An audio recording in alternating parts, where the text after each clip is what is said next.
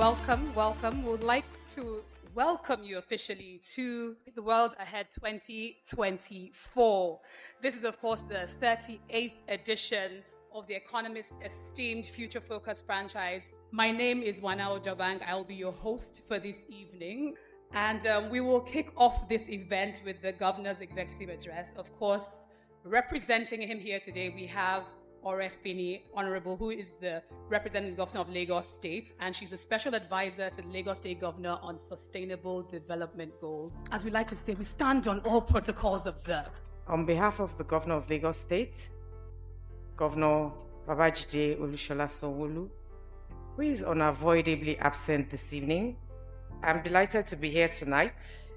The Economist Group highly anticipated publication, The World Ahead 2024, is an annual report that serves as a vital compass, guiding us through the complexities of the ever-shifting global landscape. To enhance our economic state, a multi-pronged approach is necessary, focusing on investment, education, and building a resilient and inclusive system. I urge you to delve into the world ahead in 2024. Let it be your guide as we navigate the uncharted territory of the 21st century. I would like to welcome the person who put this all together for the welcome address.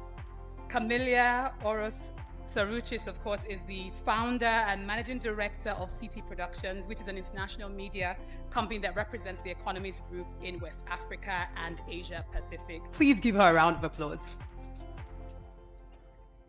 Before going further, I want to express my heartfelt appreciation to everyone joining us tonight. Firstly, I would like to extend our gratitude to Dr. Orefini, Director of Growth, Lagos State, representing the Lagos government, sparing valuable time from her busy schedule to share insights on how we can enhance the state of our economy. Secondly, our deepest thanks to all of our sponsors, Flour Mills of Nigeria, Steel Earth Holdings, LRS, whose unwavering support has been instrumental in ensuring the success of this event. I would like also to sincerely thank our partners, PwC Nigeria, CIP, invited guests, and the media, of course, The Guardian. Mr. Anita Ibro is here. Channels TV, News Central, Tech Cabal, NOG for their valuable participation. Without your involvement, our vision of creating a platform for driving conversations on building a sustainable future would not have been possible. Allow me to introduce you to Tom Standage, the Chief Fin Editor of The World Ahead, Deputy Editor of The Economist, and we are truly grateful for your support and look forward to organizing similar events in the future. This is the 38th year that we've published our Future Gazing Annual, which now appears in over 90 countries and in more than 20 languages. And we're delighted to mark the launch of this year's edition in Nigeria and Ghana. Our core mission at The Economist, both in the weekly newspaper and in the World Ahead Annual, is to prepare readers for the future by helping them spot emerging themes and trends and by equipping them with the intellectual toolkit they need to respond. What's clear is that to navigate today's unpredictable environment and make the most of new opportunities, you need to look at the bigger picture, be open to new ideas, and always keep an eye out for what might be coming next. We hope that the world ahead will help you do just that in 2024 and beyond. At this point, we are going to have a fireside chat, and I would like to invite Mr. John Kumantaros, who is the chairman of the board of directors, Flour Mills of Nigeria PLC, one of the largest food and agro-allied companies in West Africa. Please welcome Mr. John G. Kumantaros. And to moderate and chair this fireside conversation, I'd like to invite Michael Vogel, who is the Director and Head of Research at Hawilti. Thank you. Let's just maybe put some context to this conversation. You are the chairman of a 60-year-old business, even more than 60 years, over 80,000 shareholders. Some of them are probably in the room. But you're also in an industry and in a context that's been extremely challenging for Nigeria. I haven't heard that during your visit here, you haven't announced any exit or scale down.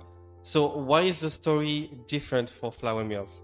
We began in 1960, and today we're 19,000 people strong across manufacturing sites across 14 cities in the nation.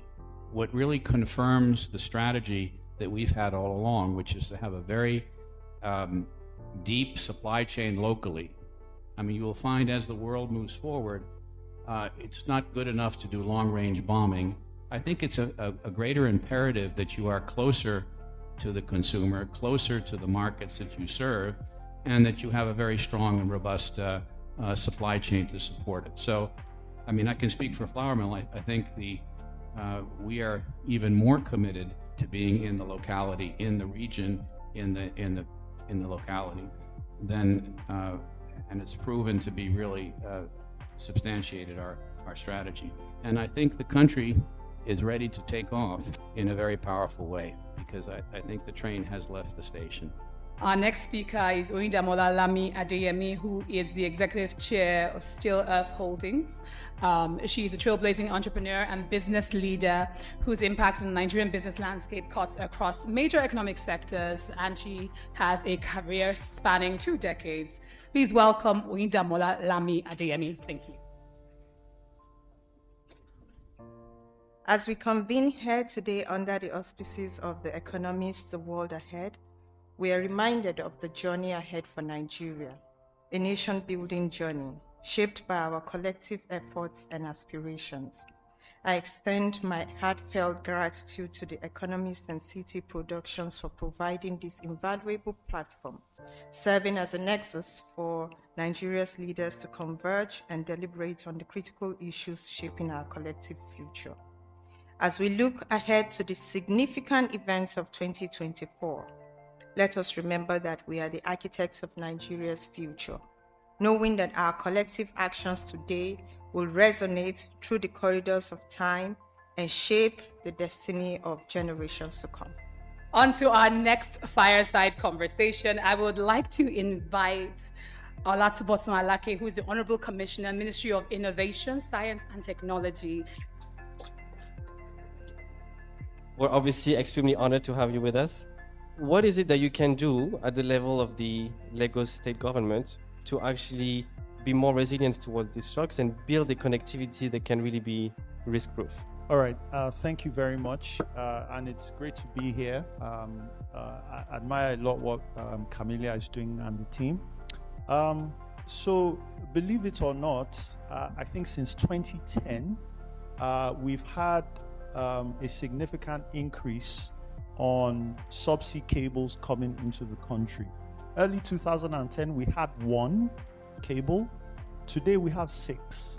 I think the challenge we really have is intra-city connections, right?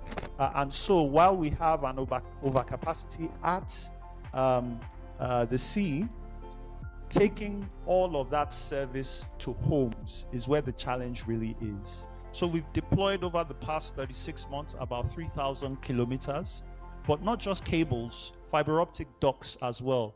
The essence was to de-risk the market for other players as well, so the MTNs, the Airtels, to areas where the business model might not have made sense. So what the government did was to really spread its fiber optic ducts to those areas so that it does make sense for an MTN or an Airtel to now distribute that service because we've helped them reduce the cost of deployment. PwC, in partnership with CT Productions, did some interesting research across the region, across West Africa, around certain businesses, and they are going to share some insights. I would like to invite Akolawole Odunlami, who is Senior Manager of Strategy at PwC, who will be giving us a presentation.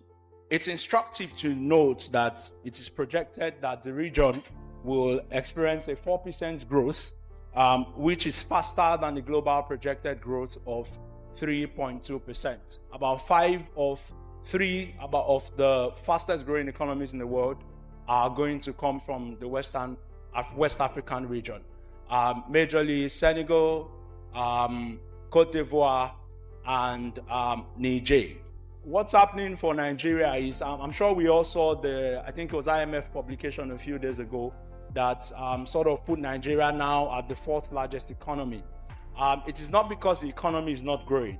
The economy is growing in Naira terms, but not growing at a rate fast enough to compensate for the depreciation in the currency. Realistically, you should expect these fluctuations to continue in the short term, while the Naira tries to find an equilibrium value. But in the mid to long term, we'll begin to have more predictability and more stability if the policy measures being taken by the government are sustained. We are going to move the program very quickly to the recognition awards. So we'll be awarding, if you like, recognizing 4 different organizations, 2 of which are business incumbents and 2 of which are emerging startups.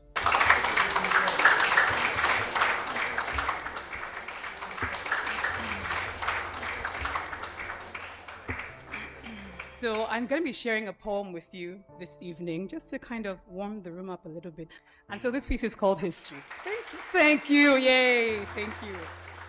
When the history books ask us about our people, we will tell them about the ones like you, who built monuments from sand and clay, brick by brick, defining skylines. We will tell them about the ones like you, who put our names on a map, wealth wielding across generations, the ones like you who never settled, who never made excuses, who never gave up. For every time they told you you couldn't, you made a masterpiece of resilience. You shape-shifted, you braved the tide, you multiplied. So when the history books asked us about our people, we will tell them about the world ahead. We will tell them about you. Thank you.